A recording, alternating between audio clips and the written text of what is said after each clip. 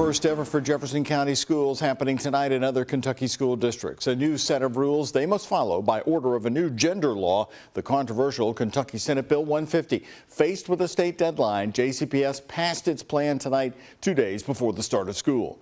When it comes to schools, Senate Bill 150 bans discussions on gender expression, sexual orientation, and gender identity. It also allows teachers to ignore a student's preferred pronouns and restricts bathroom access. WHS 1119's Connor Steffen and photojournalist Emma Gefter join us live now with more on what this new policy will include. Connor? Yeah, Doug, there was a sense among the board here that there is no perfect outcome really when you think about it. Any policy implementing the anti-trans law SB 150 will impact students. I'm still virulently angry at everyone in Frankfurt who has put us in this position and who are using our children as political footballs. A reluctant 5-2 vote coming from the Jefferson County School Board tonight, approving a JCPS policy needed to implement the law aimed at transgender students, SB 150. One of the most challenging issues that we have faced, and our goal is to support our students without doubt. The board adopted a third draft to the JCPS policy, which includes a statement of concern. It describes the district's view that SB 150 is, quote, discriminatory and creates, quote, barriers to access and, quote, equal education opportunity for students. The district included exceptions for students diagnosed with gender dysphoria, suggesting they could receive a special accommodation, including protections against misgendering and approval of the use of bathrooms tied to their gender identity. I'm a bilingual associate instructor at Western High School, and I'm certainly not going to comply with this. But even with concessions, JCPS lawyers acknowledge this policy only protects a fraction of trans students.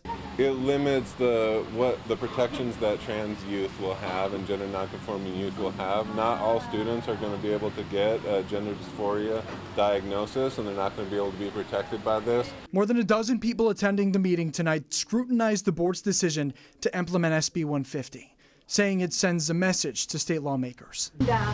And they're not going to stop because we capitulate, because we go along with the laws that they pass.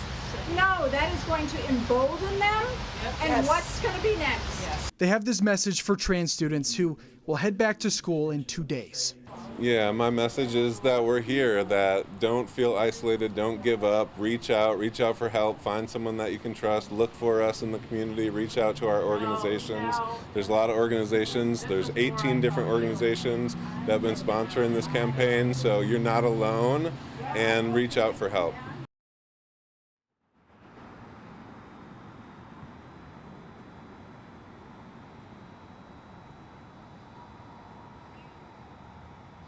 So you've heard us use the term gender dysphoria multiple times throughout this story. For those who are unfamiliar, gender dysphoria is generally defined as the feelings of discomfort or distress that occur in people whose gender identity differs from their biological sex. We do know that the school board will be handing down this policy to principals and guidance for it by tomorrow morning. This policy takes effect immediately. Live in Louisville, Connor Steffen, the WHS 1119 on your side.